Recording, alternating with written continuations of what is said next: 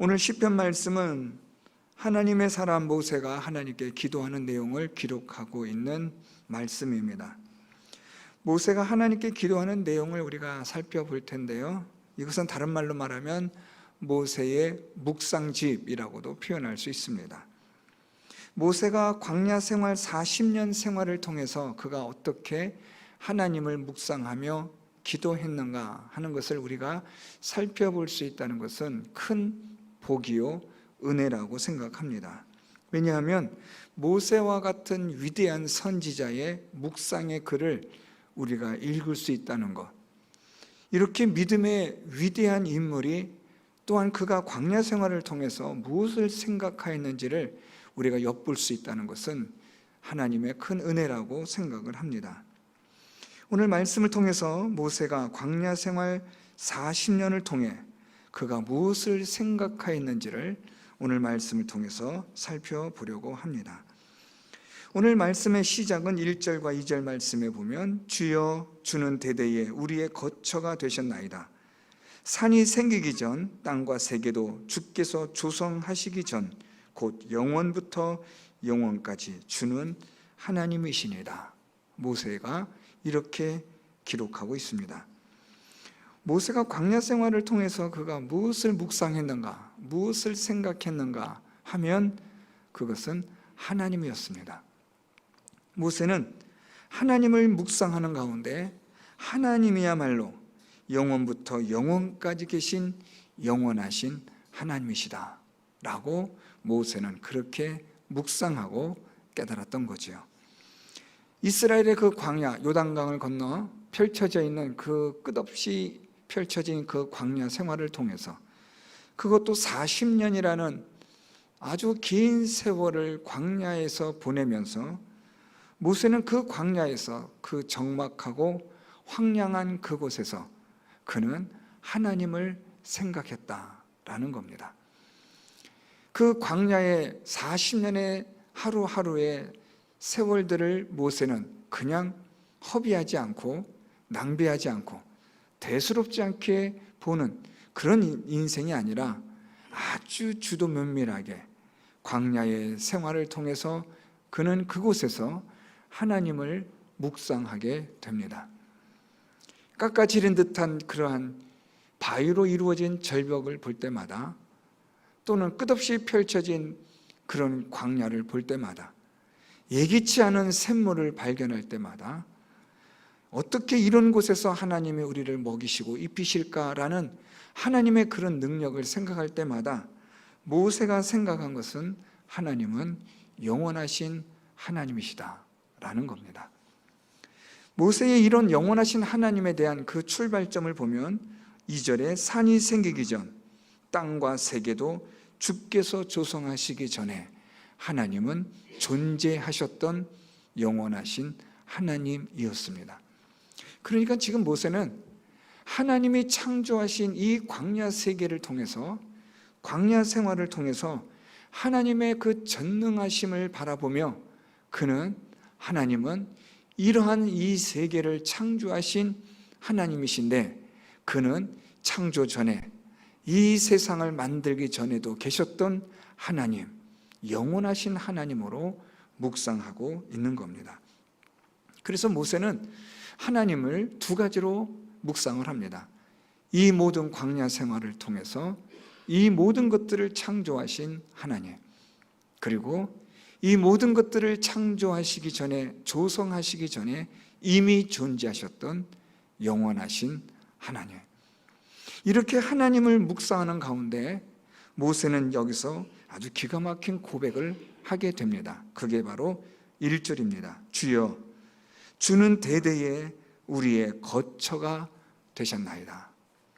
모세가 하나님을 이렇게 고백하는 이유는 이 광야 생활에서, 이 아무것도 없는 정말 텅 빈 적막한 황량한 이 광야에서 우리를 먹이시고 입히시는 하나님을 생각할 때 모세는 기가 막힌 하나님을 생각하게 된 겁니다.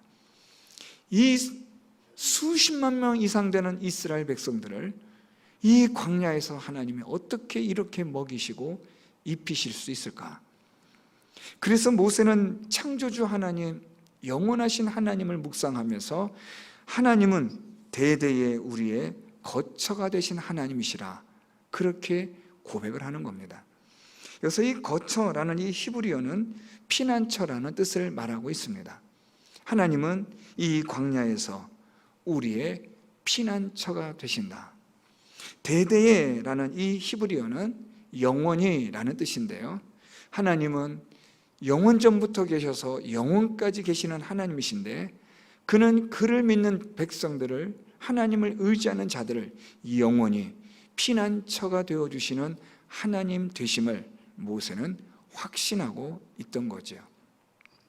그래서 모세는 이 광야 생활을 묵상하면서 그가 첫 번째로 그가 묵상한 것은 하나님이었습니다. 하나님은 창조주 하나님으로 그분은 정말로 영원하신 하나님이신데, 그 하나님이 우리의 피난처가 되어주신다. 우리의 먹을 것과 입을 것과 마실 것과 모든 필요한 것들을 이 광야에서 공급해 주시고 채워주실 수 있는 하나님, 그 하나님을 오늘 모세는 찬양하고 있는 겁니다. 이제 이런 하나님과 함께 하나님을 묵상함과 동시에 이제 모세는 누구를 바라보게 되어지냐면 바로 사람을 바라보게 됩니다. 자기 존재로부터 시작되어진, 모세로부터 시작되어져서 이 땅에, 이 광야에 거주하고 있는 이스라엘 백성들을 주목하게 됩니다. 오늘 3절 말씀에 보면 주께서 사람을 티끌로 돌아가게 하시고 말씀하시기를 너희 인생들은 돌아가라 하셨사오니, 사람을 생각해 보니까 이 사람은 어떤 존재인가? 하나님은 창조주 하나님으로 영원하신 하나님이시며 우리의 피난처가 되어주시는 하나님이신데, 반면에 우리는 어떤 존재들인가 모세가 생각을 하면서 우리는 티끌과 같은 존재일 뿐이다 라는 것을 고백하게 되는 거죠. 오늘 이 모세는 사람은 티끌로 돌아가는 인생에 불과하다, 하나님은 영원하시나 우리는 흙으로 돌아가는 존재, 티끌로 돌아갈 수밖에 없는 존재라는 것을 모세는 고백하고 있습니다. 오늘 특별히 이 모세가 하나님께서 사람으로 티끌로 돌아가게 하시고 라고 말씀하시는 이 티끌이라는 이 히브리어는 창세기 2장 7절에서 하나님이 우리를 흙으로 티끌로 지으셨다라는 그 티끌과 다른 단어를 쓰고 있습니다. 창세기 2장의 7절에 기록되어지는 흙, 티끌과 오늘 시편 90편에서 말씀하고 있는 이 3절의 티끌은 다른 단어인데요, 창세기 2장에서 기록되고 있는 그 흙이라는 것은 말 그대로 흙이며 티끌, 먼지를 의미하는 단어입니다. 그런데 오늘 이 시편 90편 3절에서 언급하고 있는 이 티끌은 단순한 어떤 물질적인 그런 의미가 아닌 약간은 추상적이라고 할 수 있는 산산이 흩어져 버리는 존재라는 뜻을 가진 단어입니다. 그래서 3절에 주께서 사람을 티끌로 돌아가게 하시고 라는 말은 하나님께서 사람을 산산이 흩어지게 하신다, 즉 영원히 멸하게 하시는 하나님으로 너희들은 영원한 멸망으로 돌아가라 말씀하시는 하나님이시라는 것을 모세는 묵상하는 겁니다. 사람은 어떤 존재인가? 흙으로 지어진 존재로 그 사람의 마지막은 무엇인가? 영원히 사망에 이르는 존재라는 거죠. 죄로 인하여서 사람은 사망, 영원한 멸망에 이를 수밖에 없는 존재라는 것을 모세는 오늘 고백하고 있는 겁니다. 하나님은 영원하신 하나님이시요, 그는 이 세상과 천지만물을 창조하신 하나님이시며 또한 그를 믿는 자에게는 피난처가 되어주시는 하나님이시지만 우리는 흙으로 지어진 존재로 영원한 사망과 멸망에 이르는 그런 존재라는 것을 모세는 묵상하고 있는 겁니다. 계속해서 모세는 이제는 4절 말씀에 시간적 의미로서의 사람을 말하고 있습니다. 주의 목전에는 천년이 지나간 어제 같으며 밤에 한순간 같을 뿐임이니이다. 오늘 여기서 모세는 아주 재미있는 표현을 쓰고 있습니다. 우리 사람은 하나님 앞에서 하나님의 그 시간이라는, 하나님에게는 시간이라는 것이 없지만, 왜냐하면 영원하시니까요.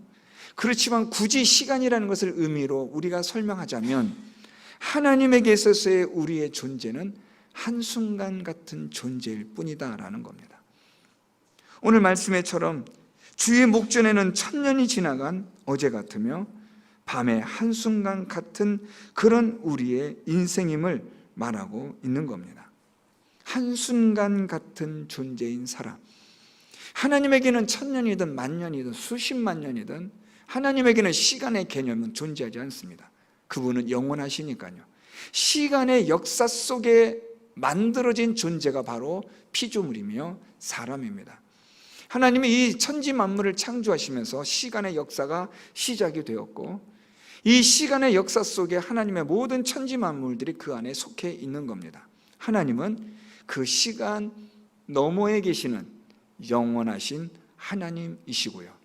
그렇기 때문에 오늘 모세는 우리는 하나님 앞에 한순간 같은, 1시간에서 2시간 정도밖에 되지 않는 천년이라는 이 시간이 하나님 앞에서는 1시간 내지 2시간도 채 되지 않는, 우리는 마치 그런 존재와 같은 인생임을 모세는 고백하고 있는 겁니다.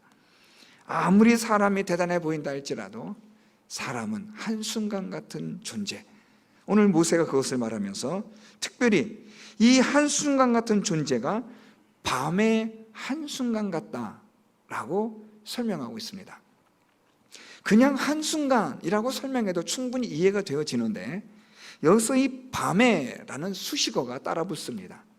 이 밤이라는 이 의미도 또한 아주 흥미로운 표현입니다. 이 밤이라는 이 의미는 꿈을 꾸다라는 그런 단어와 연결이 되는데요, 우리는 어떤 존재인가? 꿈꾸는 것 같은, 꿈에 있었던 꿈과 같은 그런 존재에 불과하다라는 겁니다. 하나님 앞에서 우리의 인생은 정말 아무것도 아닌 하나님의 영혼의 세계 속에 우리는 하나님 보시기에는 한순간도 되지 않는 그런 존재이며, 마치 꿈꾸는 것 같은, 꿈만 같은, 꿈에만 있는, 깨고 나면 아무것도 아닌 존재, 그런 존재가 바로 우리 사람입니다. 바로 그런 존재가 하나님, 나입니다. 오늘 모세가 그렇게 고백을 하는 거죠. 그래서 모세가 5절 말씀 하반절에 보면 이렇게 말합니다. 그들은 잠깐 자는 것 같으며 아침에 돋는 풀 같으니이다 라고 그렇게 말을 하고 있는 겁니다. 잠깐 자는 것 같은 존재로서 아침에 돋는 풀, 계속해서 6절에 보면 풀은 아침에 꽃이 피어 자라다가 저녁에는 시들어 마르는 존재. 그래서 결국 우리 인생은 하나님 앞에서 한순간 같고 꿈에나 나타난 꿈만 같은, 꿈꾸고 나면 아무것도 아닌 그런 존재이며, 아침에 피었다가 저녁에는 시들어 사라지는 그런 풀과 같은 존재가 바로 나요 우리들임을 고백하는 겁니다. 우리가 뭐 대단한 것 같고요, 좀 뭐 가지고 있다고 하면 무언가 모르게 의기양양해 보이고 괜히 좀 우쭐거리고 싶은 생각도 들 때가 있지 않겠습니까? 그렇지만 그것은 우리가 하나님을 알지 못할 때뿐입니다.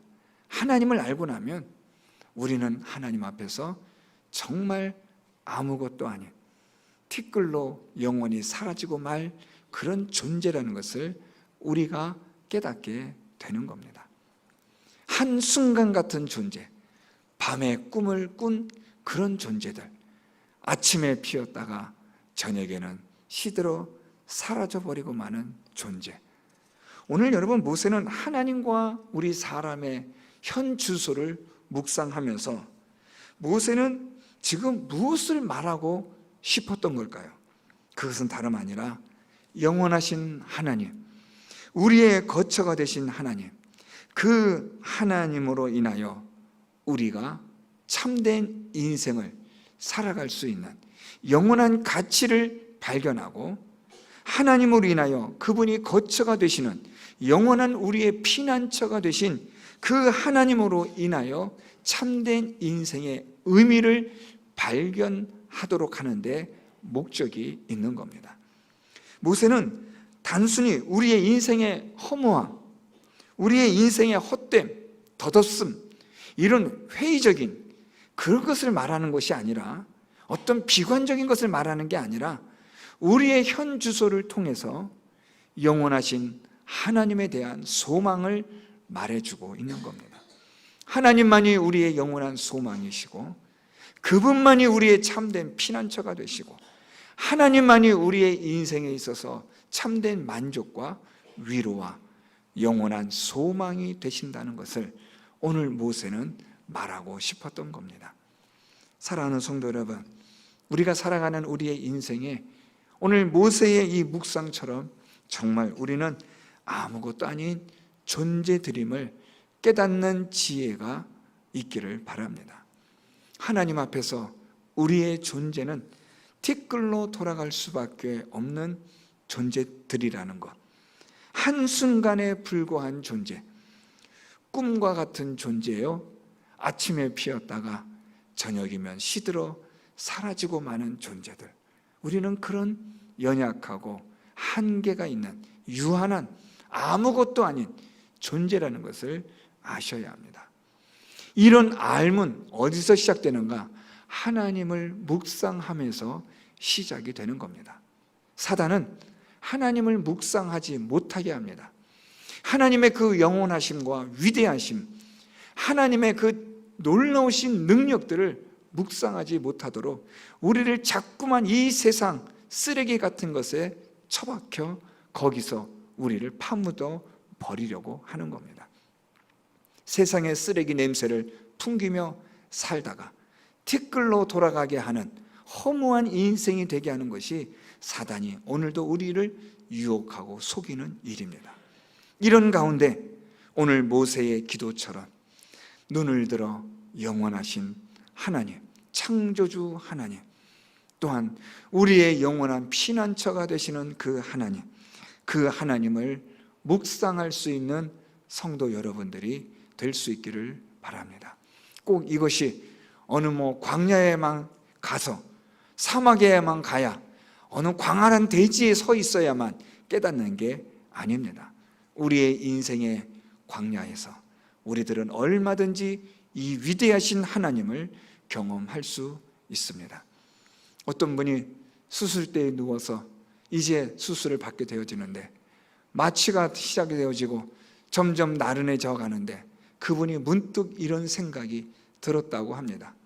사랑하는 가족들 손을 잡고 있다가 수술실로 들어갈 때 사랑하는 가족들이 들어오지 못하고 손을 꼭 붙잡고 있던 사랑하는 사람들의 손을 놓아야 되고 수술실에 들어 누웠을 때 그분이 이런 생각이 들었답니다. 여기서 이제 나는 철저히 혼자가 되는구나. 아무도 내 손을 잡아주는 사람이 없구나. 그때 그분의 마음속에 하나님이 나와 함께 하신다라는 믿음이 생기더라는 겁니다. 아무도 없는 홀로 서 있는 광야와 같은 그곳에서 우리는 하나님을 발견할 수 있습니다. 사랑하는 성도 여러분, 어렵고 힘든 이 세상길, 그것이 질병이든 고난이든 시련이든 그 무엇이든 간에 그곳에, 그 광야에서 우리는 하나님을 묵상할 수가 있습니다. 하나님을 묵상함으로 영원하신 하나님, 창조주 하나님, 우리의 피난처가 되신 영원하신 하나님을 묵상하시는 여러분들이 되시고 그 하나님으로 인하여 위로받고 힘을 얻고 용기와 소망을 가지시고 우리의 남은 생에 얼마 될지는 모르지만 주님 오라 하시는 그날까지 힘있게 믿음의 삶을 살아가는 성도 여러분들이 될 수 있기를 바랍니다.